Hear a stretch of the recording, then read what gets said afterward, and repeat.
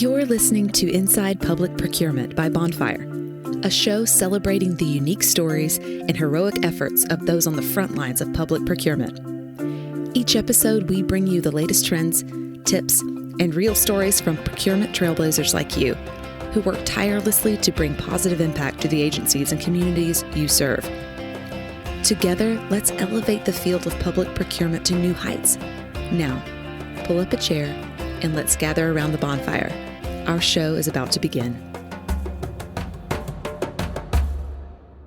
Hello and welcome to the Inside Public Procurement Podcast. My name is Tung La and I am a client support agent as well as the podcast producer at Bonfire, an e-procurement solution used by over 500 public agencies in North America.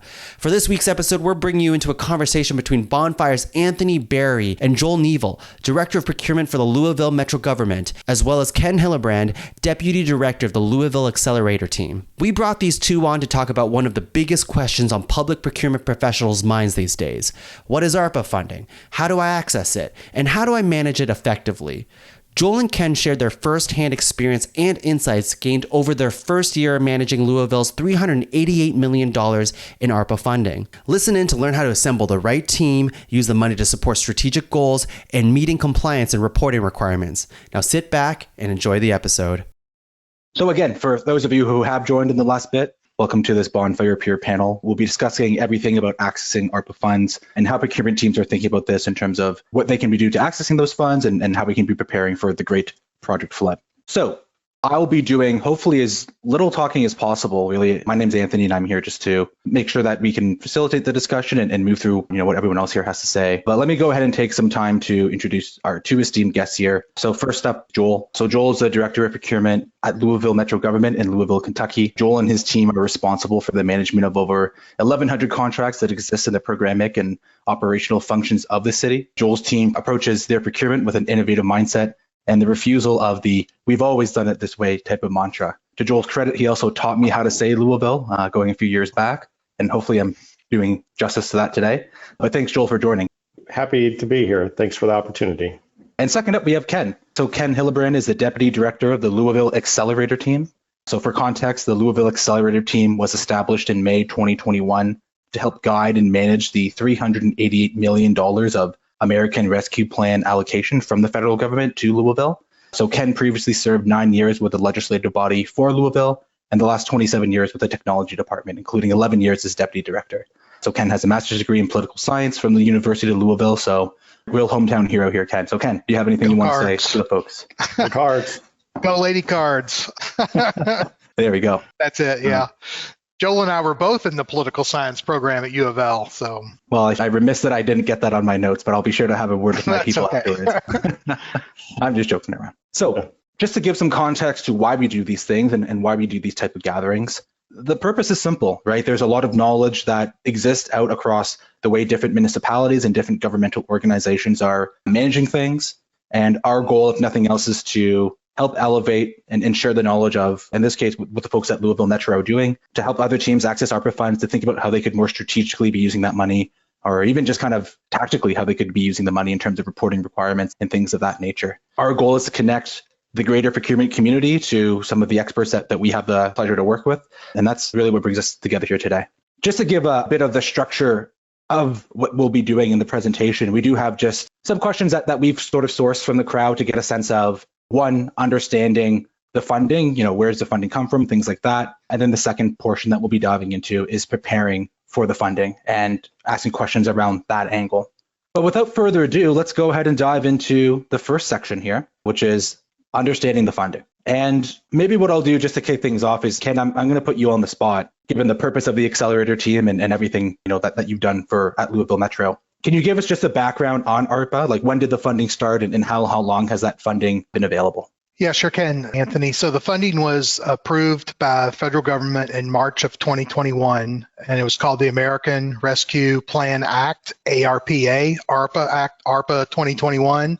It was approved in March, and we knew we would start getting those funds, as something several $1 trillion across the United States for state, tribal, and local governments, and of course county governments included in the local there.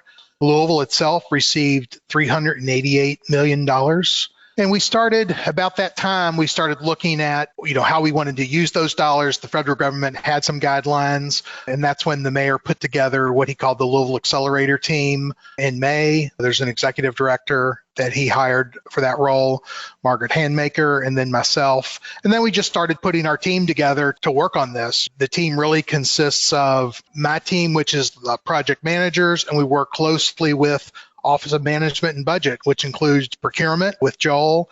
There's a grants division. There's some federal grants specialists on that team.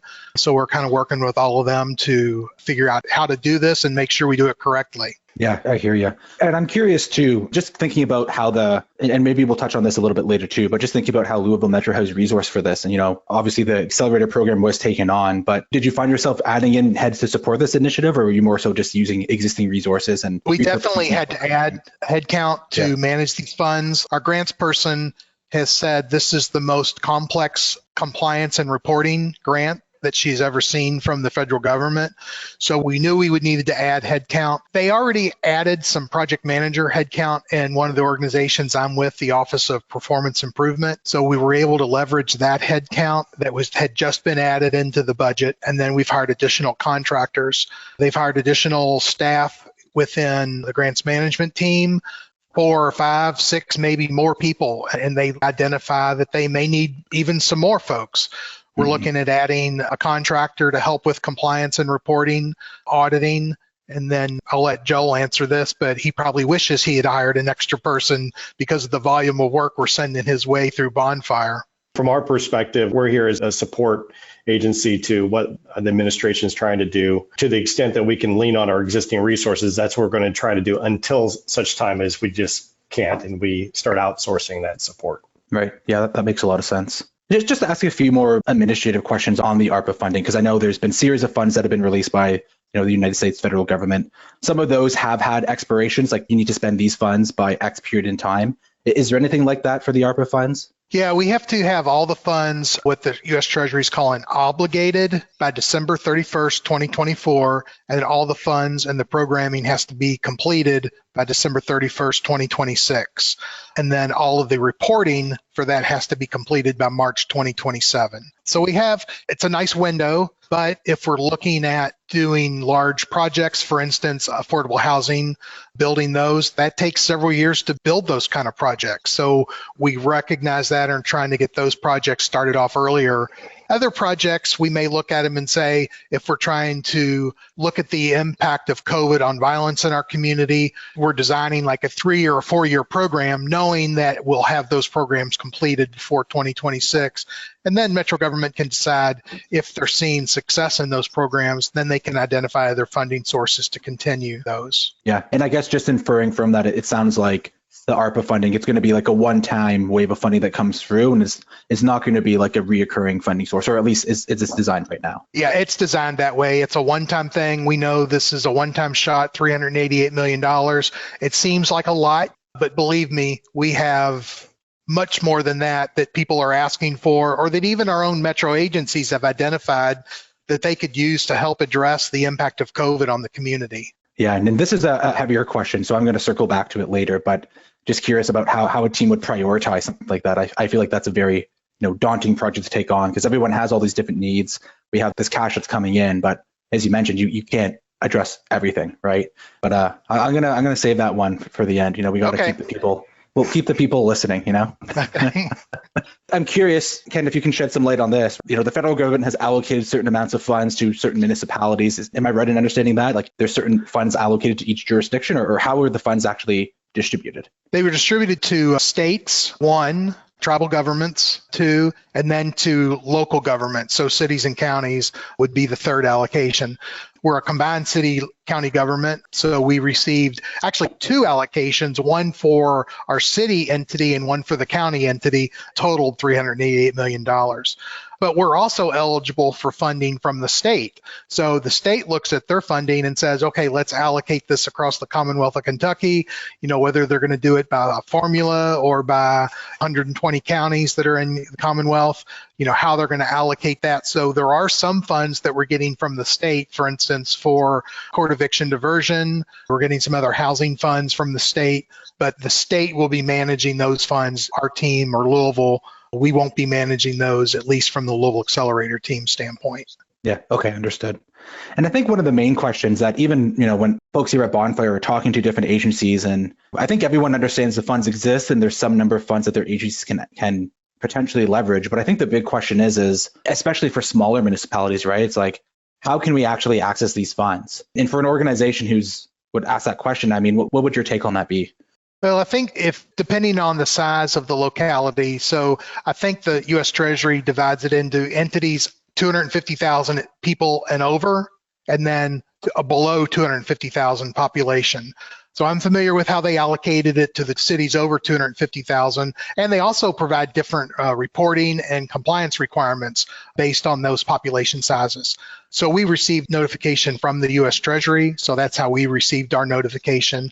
I'm not sure how they're notifying smaller entities or smaller organizations, but I would suspect that there's some mechanism that the U.S. Treasury has for that. No, that makes a lot of sense. And I know I said I'd defer this question a bit later because I just wanted to make sure that everyone understands what the funding is, how teams could access it, and what that communication looks like. But diving into the meat of it in terms of how Louisville Metro is leveraging these funds and what type of projects you're taking on, what has been the strategy for approaching and prioritizing spending the funds? Like what does that process of allocation actually look like? Yeah, sure thing. When we first organized ourselves in May, we started looking at, okay, the federal government just had eligible uses. What are those things that you can do? They all have to have some nexus to COVID-19 so that we could look at our response to COVID-19. We could look at behavioral responses to COVID-19, substance use responses to COVID. We could look at economic hardship. How are we going to address that in our community? We could also look at premium pay for government workers performing essential work. We could look at those government services that are required to respond to COVID-19. There was also an opportunity to look at water, sewer, and broadband infrastructure. And that doesn't necessarily have to have a nexus to COVID-19. We chose not to really address those immediately. We're starting to look at something with broadband, primarily because during the pandemic, broadband was an issue. So folks who had broadband access could work from home. Persons who didn't or had a job where they could work from home, but if they didn't have the broadband, they weren't allowed to. So we're going to look at some of those efforts.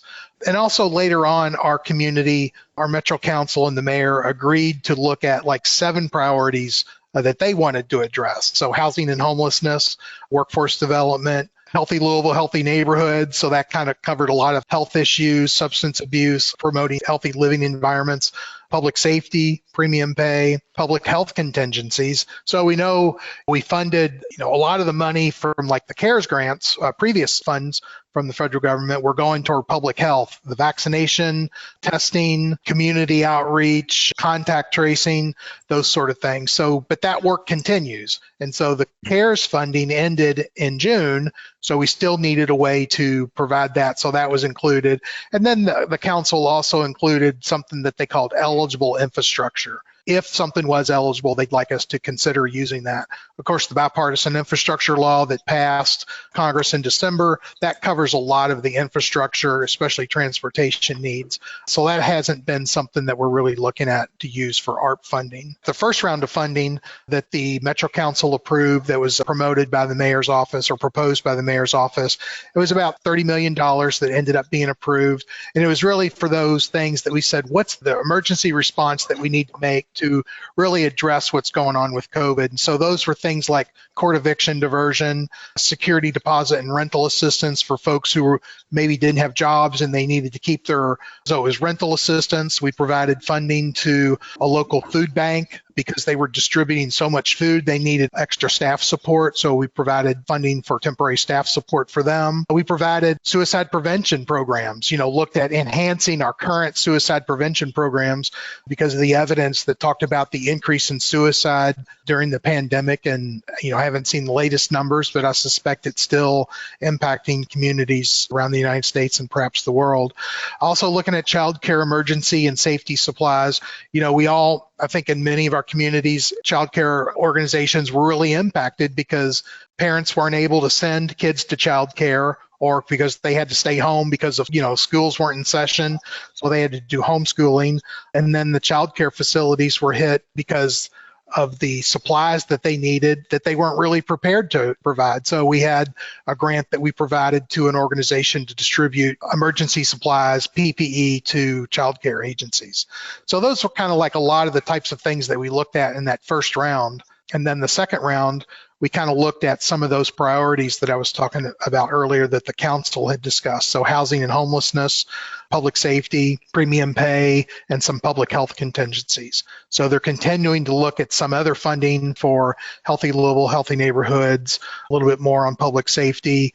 Again, public health contingencies, because it's not going away. And then, I don't know if I cited again, workforce development. So we still have another round of funding that's coming up. We've sort of allocated, we have about $140 million left to allocate. And when you think, oh, that's a lot of money, we probably have, several programs that are saying, okay, well, we need 80 for this, we need 100 for this, we need 50 for this. And it's like, okay, we have to prioritize. And that's where we're using the priorities that the Metro Council and the mayor came up with back in late July and early August to kind of help guide our methods. Yeah, I mean, that's extremely helpful for me to understand and hopefully for the audience as well. There's just so many different potential applications. And I think from my perspective, what I think is unique is, as you mentioned, right, it's like one of the core requirements is there needs to be some sort of a nexus or a connection to COVID, like you mentioned, right, in order for us to launch these initiatives. But directly related to COVID or not, these are all just net good initiatives for a municipality to launch. So maybe, Joel, I'll throw this question your way, but in your perspective, whether it's just based on Louisville specifically or in a broader picture, taking a step back, like how do you think these funding sources can impact municipalities? Like what do you think it's allowing teams to do? That's a big question. I think it's really being able to get at the core of it. The government is providing a public service and making sure that those dollars are being put to good use for the benefit of our citizens and residents. So people's attitudes towards government, and we take it on the chin quite a bit for people's perspectives about government is this big evil, but everywhere you turn, there are services that we provide on a day-to-day basis that people take for granted. And what this is doing is really elevating those services even more than we do now in the city of Louisville to really connect with our residents and say, we're here for you, we care about you, and it's enabling our departments to really connect more with the people that they serve. I agree. Thanks, Joel. Ken, I don't know if there's anything you wanted to add to that as well, but I'll give you an opportunity. I would add something. One of the things that as we were looking at the projects, we looked at what can we do that's going to make an impact. In that first round of funding, there were several projects that's like, okay, we know it's going to last 30, 60, 90 days, 100, whatever, however many days, it's going to get something. It's a short term. But we wanted to look at in the next round of funding for our internal funding, we're not getting additional dollars from the federal government. There's just one allocation, but we're looking at our funding in a couple rounds of approval rounds, really. In that next round, what is it that we can do that's going to make an impact in our community over a period of time that we look back 5, 10, 15 years from now and say, hey, we made a good investment in those dollars in our community and we still see that impact, or maybe that investment was such that we had such good results and outcomes from that project that the government decided to continue funding it because it was had such a positive impact. And we know there will be some things that we'll fund that it's like, that just didn't work out the way we thought it would. And, I think our government would look at it and say, yeah, that's probably not something we want to continue, or we haven't really made the case that it's worth continuing. I'll just add that it also enables us to Ken's point, try new things. Even if we tried and we failed, we're going beyond what we had been able to do without these resources. So let's try some new things, see if it sticks. If it does, great. If it doesn't, then we learn from that and we pivot. We don't do that again. Yeah, no, I think that's great, right? And I mean, I think what's really cool about all this is Louisville as an organization is just understanding that, there's opportunities to do a lot of good here and also opportunities to try a few other things, right? Because of what the funding has allowed you, both your guys' teams to do. So that's really good to hear. I think for the organizations at home, if I were to put myself in their shoes a bit, there's a lot of good wisdom, and you guys have spoken about a lot of really exciting and really cool initiatives that you'd be able to pick up off the ground. If you could distill it down into steps, do you have a few boxes that you're looking to check to identify what the opportunities are to actually leverage the funding? Maybe the first one being, how does this work back to COVID? But walk me through what that process looks like after that, or correct me if my first step is off. Yeah, no, that's true. So for instance, when the council established one of the working groups or one of the priority areas of housing and homelessness and affordable housing, that group started meeting. They created what they called a working group, and that working group started meeting and saying, okay, what are our priorities in our community around homelessness and affordable housing? What are those buckets of, how can we create buckets of money to address something? And they looked at that. And so, one of the things that the council did, as well as the mayor's office, they did community surveys to look at, how does the community want us to spend this money? The council also had 3 public meetings out in different geographic areas of the city to hear from residents. How do you want us to spend the money? So, and housing and homelessness, or homelessness and affordable housing, were one of the top areas. So when they came back, they said, okay, we know that affordable housing is something we need to look at. We have 31,000 units that are needed in our community to provide homes or some space for people to live in. So there's no way we're going to be able to address that need of 31,000 units or living spaces with $388 million. I think the estimate was, it was like 1.2 billion. I don't know what the number was, but so that's how they decided, say, let's put $40 million towards affordable housing. We have an organization in our community called the Affordable Housing Trust Fund that the city allocates money to for that, and they're going to manage those particular projects. Another need was permanent supportive housing. So if we look at the homelessness in the community, that are maybe the people who are homeless or perhaps living on the street or living on couches in someone else's house, how can we build permanent supportive housing for those persons? So they allocated $32 million to permanent supportive housing.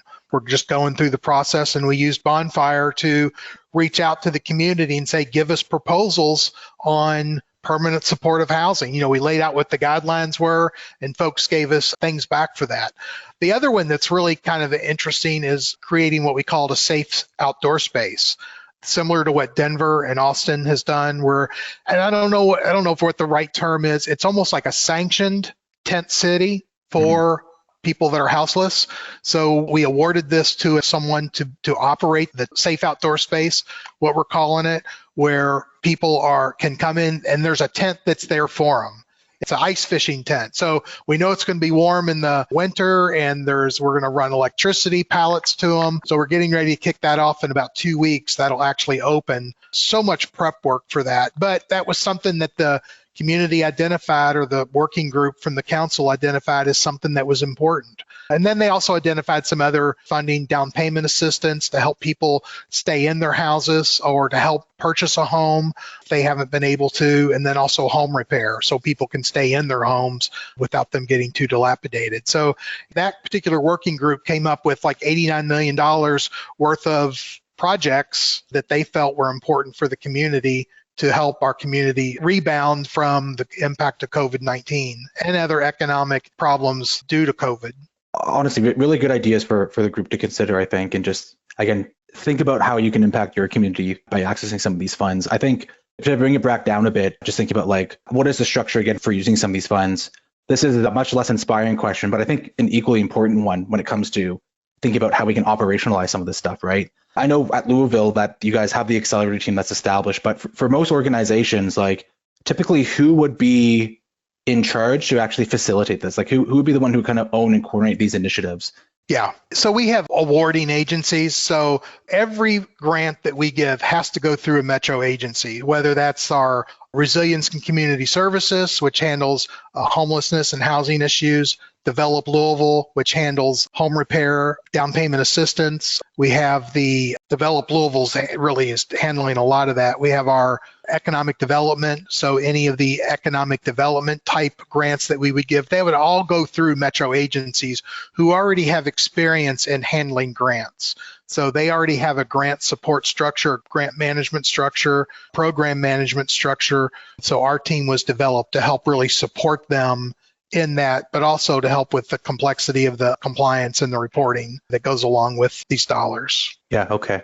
And I know we'll be diving into some of those reporting details in just a bit. Just one more administrative question I was curious about diving into. And Joel, maybe you can shed some light on this. Like, when you're leveraging these type of funds, is there any change or any special considerations that you're taking when it comes to interacting with your supplier community? Like you might be supplying these services? Oh my goodness, yes, because from our typical vendor community is used to working with us, either construction, professional services, or the like, and they're in business of doing that. And so what they're not usually experienced with is dealing with funding that is federal funds, which is tied to the certain procurement requirements and federal requirements, almost acting as a federal contractor by us being a pass-through.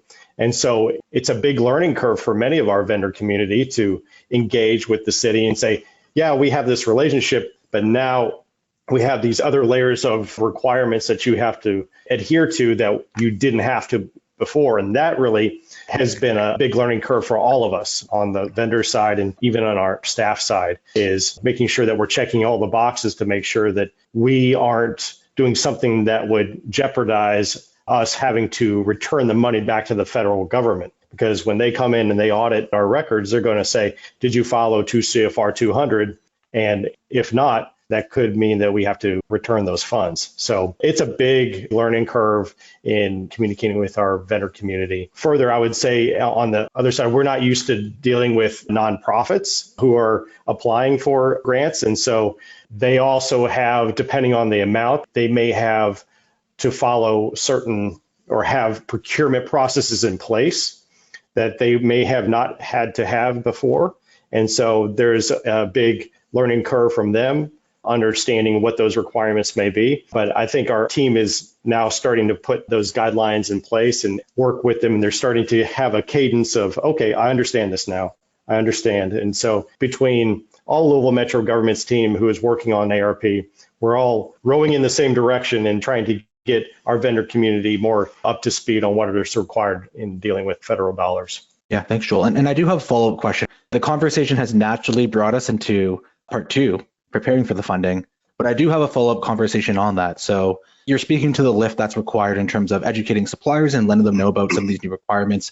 Can you share some tips or tricks about what's worked well for you to educate the suppliers on that and just make sure that you do have those boxes checked? Well, I'm always looking at it from a weakness orientation. So I'm always thinking about what do we still have yet to do? And I think we still have a lot of room for improvement on bringing folks up to speed. But Ken's team has really done a really good job in kind of helping put together videos, easy to understand, interpreting all the the language in terms that regular folks can understand, and how do you apply for these funds and what is expected of you? And then the grants management team is working with them to say, okay, departments and subawardees, here's what you need to do in order to comply. So we still have a lot of room for improvement, public facing, in terms of getting people up to speed in our vendor community, up to speed on where we need to be. Right now, it feels like we're just taking it as an ad hoc basis with our regular contractors, like, oh, well, let's sit down with this one. But we really need to do a broader effort, and we're working on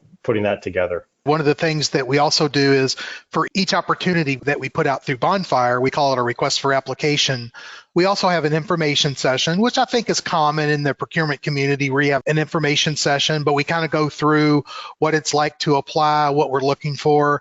One of the things that we're going to do for the next RFA that we're looking at, the awarding agency has said some of these groups aren't even grassroots. They're seedlings. They're just now starting.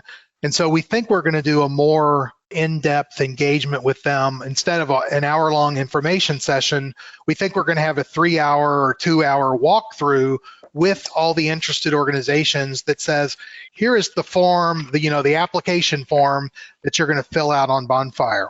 Here's what we're looking for on this form. Here's what the budget template looks like. Here's how you fill that out. Because we think some of these organizations are going to be so new and just not have this experience that they're going to need that kind of assistance. So we really want to go that extra step, help them with that. And that's one of the charges to my team is we want to reduce any of those complexities for those nonprofits that want to apply for this. Our goal is that they're all successful. So if they get the award, we want them to be successful. But we also want them to be successful in applying for the award. If someone submits an application through Bonfire to us for a request for application and they're missing documents, I have to look at it and say, I wonder how we could have communicated better to them so that they know that everyone has to turn in a budget template. Everyone has to turn in a risk questionnaire, and why some of them maybe thought that they didn't have to. So I look at that as a challenge for us to how can we better communicate that rather than thinking, well, they didn't turn in the risk questionnaire, so we're going to eliminate them from the process. Trying to look at it, how we can improve upon our process to keep everyone compliant. Yeah, and I heard you mention this RFA or this request for application process a few times and mentioned it earlier as well, Ken. Just taking a step back, can you holistically walk just the group here? What is that RFA process and what are the actions that happen with it and what are the outcomes that you're driving towards by running those RFAs? Yeah, I think many people on the call are probably familiar with an RFP process. It's very similar to that, except that with an application like this, where it's grant dollars, we're not bound to model procurement law or state procurement law. So we selected Bonfire. We went to Joel and we said, hey, Joel, we need to have a tool that, I knew how the RFP process worked from when I worked in technology. So it's I'd like to see how we could use that for the RFAs because I like the structure that's within Bonfire. You guys have videos that people can watch on how to apply, how to register. So, we spent time teaching people how to do that. And Joel said, yeah, we can do that for these sort of requests for applications. It's the sort of the same way. And so he has someone working with us on that. When we develop an RFA, it's similar to developing an RFP. We have a subject matter expert on safe outdoor space, for instance, who helps us write that language. And then the rest of it is a lot of template. Here's this document that has, there's the budget template. Here's what has to be filled out on the budget template. Here is a risk questionnaire. And we provide them information on what needs to be provided on the risk questionnaire. So the structure that Bonfire provides is each of those becomes something they can download and then upload back into the system so that when we go to evaluate them and yes, even score them, everything is organized in the same manner. So that's kind of the process that we go through. I compare it to an RFP. Joel, you may say, well, it's sort of like that, and you might be able to explain that better to the audience. No, it's just like when you came, we need something that's replicable and something that people can understand. But you mentioned there are different granting agencies throughout Metro, and they all have their unique way of accepting applications, a notice of funding availability, and somebody has a different grant fee. We need something that everybody could say, that everybody coalesce around one system. And when Ken said, I said, let's try it out. Let's figure out what we'd have to do to make it work. And so they already had a rubric for evaluation of all of these grants. And I'm like, okay, let's now try to figure out how to put that evaluation criteria rubric into the format that Bonfire has. And so, that we could set up individual scoring, that we could do consensus scoring, however you want to do it. And it gave them a whole lot of options in how they wanted to, because they weren't really following our rules. They were following their own rules that they created. And it really has provided to the public as well some standard of, oh, I know what to expect. I know that this is done in a replicable way, and they're following the process that they demonstrated that they were going to follow in the application. I think it's, to Ken's point, I give him a lot of credit for having been a reviewer of our processes before, RFPs in the past, and having the mindset to say, hey, will this work? And then working with our team just to make it happen. We created a different department called the American Rescue Plan Team. So we just categorized those opportunities related to ARPA grants separately. We created a different requirement section when vendors register, that you have an option to select a nonprofit now rather than when we didn't have before. So then we have more ability to identify who those grant requesters and submitters are going to be and separate that from the rest of our vendor community, which is, the for-profits, MWBEs, and the like. So the important thing was thinking through how you're going to set it up for what data you're going to collect, and then how you can make sure that that's segmented out from your other procurement projects. Right. Yeah. Because if you take away all the labels, we're getting information from agencies and to do evaluation of what they want to do with that. But you don't want to muddle the data up between the silo of the American Rescue Plan team and then also what's going on in central procurement. Correct. Okay. So just to even take a step further back. So the RFA process, there's grant monies that come in. Louisville Metro says, hey, we have this money that we can spend and we need to tie it to these initiatives that can support or have something to do with COVID, given that it's the American Rescue Plan funding. These nonprofits are submitting, they're raising their hand through Bonfire saying, well, you should consider this project because of this. This is how much it will cost and this is the impact this would have for the community. Is that generally what's happening here, just to make sure that I'm on the same page as you guys? Yeah, we'll put out a request, an RFA, and we'll say, for instance, we have one called harm reduction recovery housing. So we put out an RFA saying we know that the increase in substance use during COVID has been an issue. Persons with substance use issues oftentimes have trouble keeping housing. So there was this model that the health department has seen in another community, and they wanted to look at, and they call it harm reduction recovery housing. So they put that out and said, okay, let's see how many people can give us a proposal on this. Has anyone done something like that? Or what would it be like if they tried to do that in our community? So we get proposals back, we evaluate them, and see which one we think is the best fit for our community. Yeah. Okay. No, that makes a lot of sense. Then you take that back before the legislative body to approve those, right? Some of them we do, yeah, Joel. Some of them we'll have to take back to the legislative body, but for some of them, like for instance, the Affordable Housing Trust Fund, they already said, okay, LAT team, here's $40 million. It's going to go to the Affordable Housing Trust Fund. Let's let them take care of it. But for the $32 million they gave us for permanent supportive housing, they turned around and said, okay, go out there. We had 8 or 9 proposals. We're going to select 4 or 5 based on the amount of money that we have. But the third example would be one where they have not told us yet how much money they're going to give us for workforce development. We have all the workforce development proposals. So now we're going to go back to them after we evaluate them in about 2 weeks. We're going to go back and say, we had $250 million in workforce development proposals. We think that here are the 10 best proposals or 8 best proposals, and that amount is $50-60 million. And so we'll ask them to approve us for $50-60 million, and then we'll begin negotiating with potential proposers.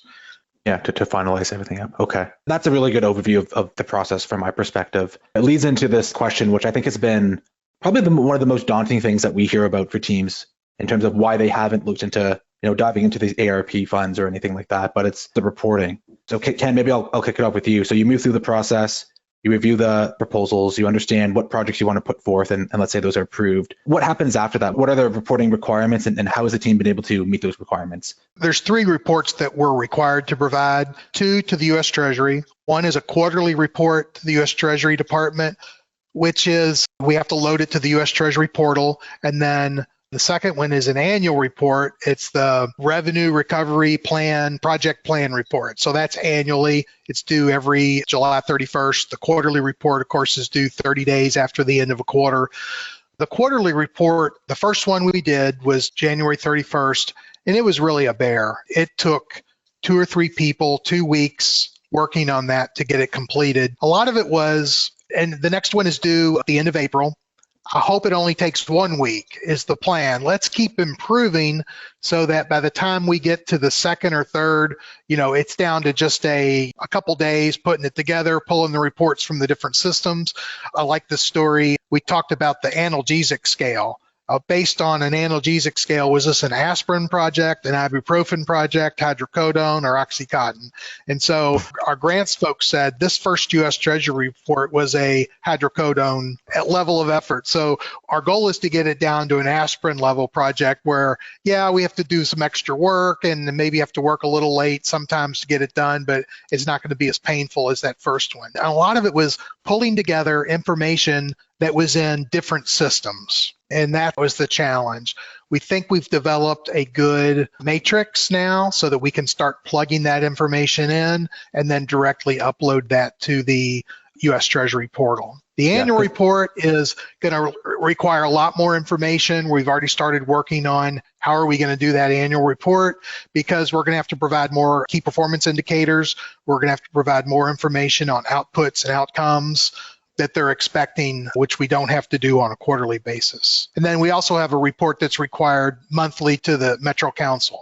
That one's pretty easy. It's just looking at, here's the basic project information, here's how much was allocated, here's how much is remaining, so that they can just see that there's what progress is being made. Thinking about the reporting requirements, is obviously the Treasury is providing guidelines on what needs to be included. Are they providing like a template to plug in information, or is that really on your team to think about what's the vehicle that houses information and communicate it effectively? They didn't provide a template for the quarterly report, so we kind of developed our own template for that. They kind of told us what you needed, but then they have a portal that you have to load everything in. And it's kind of difficult to batch upload that information. We weren't able to do that successfully. So we did a lot of copying and pasting into that. For the narrative, for the annual report, they are giving us a template, so we'll be able to use that. And that'll basically be a PDF document that we just upload, but it'll probably be a couple hundred pages based on all the reports that we have, all the projects that we have. We're up to about 45 projects right now. Every project has to have a unique expense category. So while we may have a project and it may have a couple expense categories, so in the U.S. Treasury's mind, we have to break that down into those 2 or 3 projects. So it kind of inflates the number of actual projects, but that's the way the U.S. Treasury wants those reported.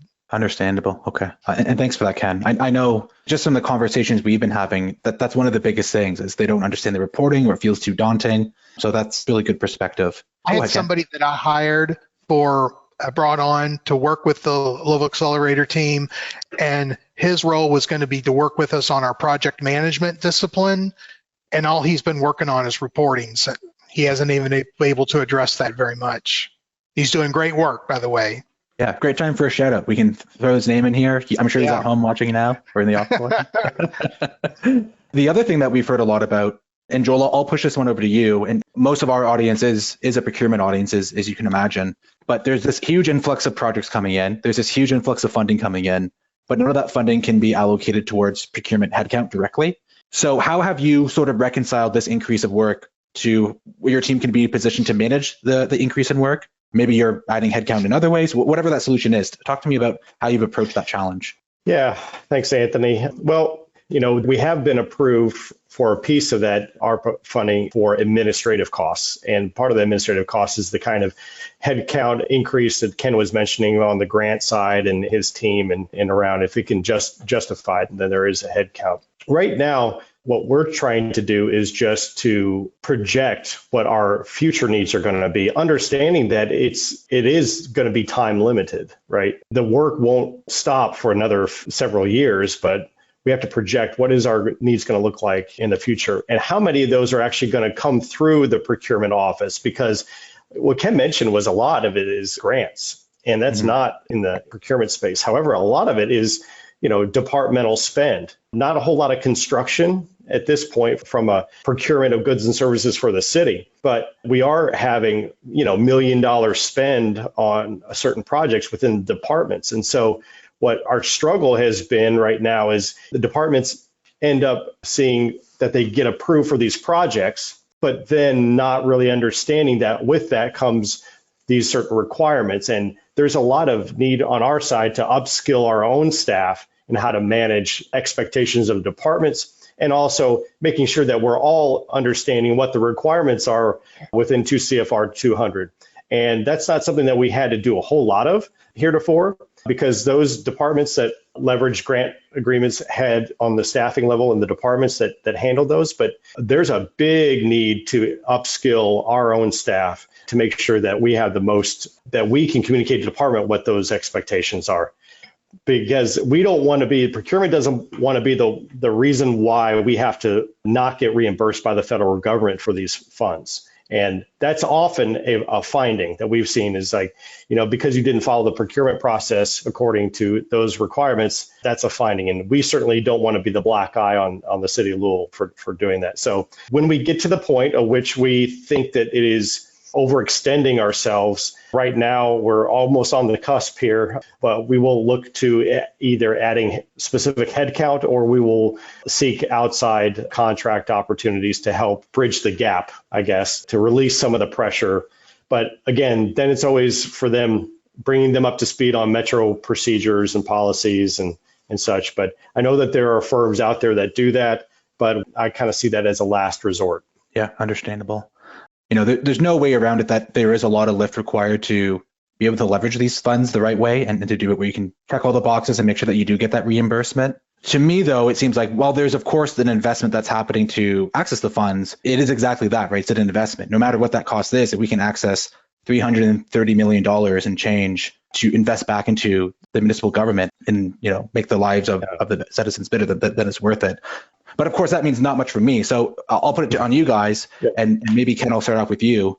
But if there's a county or local government out there thinking, it just feels like a lot of work to access these funds, what would you tell to them? Either as a inspirational bout or just what the reality is and why they should be doing this if they're not doing it already? Well, I think if your community is, there are some communities that are refusing the dollars. And I think because of the complexity or maybe there's political reasons they're refusing them. Our community looked at it and said, we looked at it as an opportunity to look at improving what we're doing, improving our resilience, improving our ability to rebound from the pandemic. So I think it's worth it for the community. We're certainly learning a lot as we're going through it. We're using some muscles maybe we haven't had to use in a while or that we've used. Now we're using them a lot more. I think for Louisville, it's an opportunity that we could not pass up for our city. We also had some guiding documents that we had already put together, Building Back Better Together. So that's similar to the federal legislation. So we're using those documents as our guiding documents to continue to look at improving what we're doing. And I look at our team, what we're doing, the Louisville Accelerator team, as a continuous improvement project, an iterative thing. We're not going to get everything right in the first couple months or the first year, but hopefully by year 2, if something like this comes along again, we'll be able to handle it. Yeah, thanks, Ken. Joel, anything that you would want to say to anyone in those shoes? Yeah, I would just say that this, regardless of the lift, it's a necessary catalyst for recovery. It really is. Just the presence of, now we might not see these projects have immediate results, but these are investments that we're going to see the benefits from, hopefully years and years from now. And so to be a part of that change for your community is something that you just have to believe in. If you don't believe in government is a function of good and to serve the public, you have to have true believers to say that this money is being put to good use, and then just commit to doing that. And I think you either see it as another burden on the back office of government, or you say this could transform our city or our town, and we have the opportunity to do that. And you just need leadership from every level. We have a unique opportunity where we have not only leadership within our mayor's office, but also the legislative body combined, saying this is we all believe that this could be transformational. And there has to be the political will, and then the people who get the job done. And from my experience, I'll put procurement people up against anybody, and they do the job. They help do the job. They do. The overview of how you handle this and how you think about this was extremely comprehensive. To end off on the note, just what is the role of government and what is the duty of government for its citizens, and really taking up that mantle, I think, is probably about as good of a note as we can end on as any. Thanks so much, Joel, and thanks so much, Ken, for taking some time to talk to this topic with everyone to share your expertise. I'm sure you'll probably be getting a few pings about, hey, Ken, can you send over me that template for your quarterly report or whatever it is? Sure. At least I hope so. But yeah, thanks so much, guys. I know, you didn't have to do this, and I genuinely appreciate the time and the feedback that you gave. Thank you very much, Anthony. Appreciate it. But with that being said, there's probably some other stuff I should be doing here. We have a ton of ebooks at Bonfire. GoBonfire.com is the website. We have ebooks on helping teams draft RFPs. We have content on how teams run RFPs. We're trying to lift up the community, but I appreciate all of you for tuning in. And yeah, thanks everyone for the time, and enjoy the rest of your afternoon. Thanks, everyone. Procurement professionals like you are the lifeblood of public sector organizations, dedicated not only to supporting your agency, but the constituents you serve. That's why we've created the Inside Public Procurement podcast here at Bonfire, a unique place where you can share stories and discuss the topics that matter to public procurement pros. From digitization and the future of public procurement to ensuring a fair and transparent process, we're all about finding new strategies to help your agency succeed. Join us at gobonfire.com to learn more. You've been listening to Inside Public Procurement by Bonfire. If you like what you've heard, make sure to subscribe so you never miss an episode. And if you have an idea for an episode or want to come on as a guest, email us at hello@gobonfire.com. Thanks for tuning in. We'll see you next time.